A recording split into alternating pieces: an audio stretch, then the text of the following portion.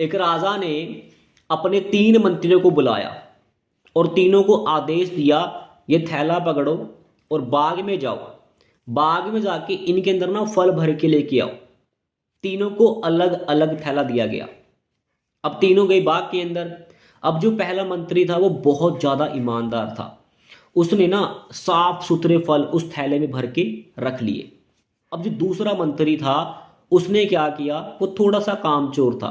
उसने उस थैले में 15 अच्छे फल रख लिए और जो 5 फल थे वो थोड़े खराब से रख लिए, गले सड़े रख लिए।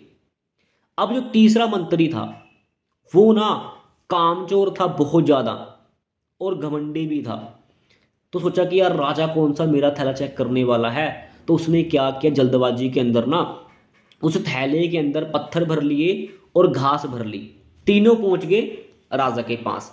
अब राजा ने क्या किया, राजा ने कहा कि इन तीनों को ना जेल में बंद कर दो और 20 दिन तक कुछ खाने पीने को नहीं देना। अब जो पहला मंत्री था जिसने साफ सुथरे फल रखे थे उसने 20 दिन तक सरवाइव किया और वो बाहर आ गया। अब जो दूसरा मंत्री था अब उसने 15 दिन तक अच्छे फल खाए और 5 दिन जो उसने फल खाए उससे वो बीमार हो गया।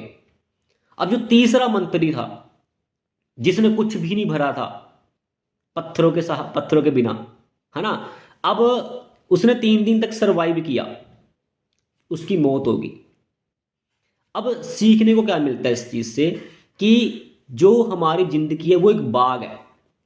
अब जो हमारे पास थैला है, अब उस चीज के अंदर, उस थैले के अंदर हम क्या भर रहे हैं, अच्छे कर्म भर रहे हैं या बुरे कर्म भर रहे हैं। अगर तो आप अच्छे कर्म कर रहे हो, अच्छे कर्म भर रहे हो, तो आपकी जिंदगी अच्छी बनने वाली है। तो हमेशा अच्छे कर्म करो।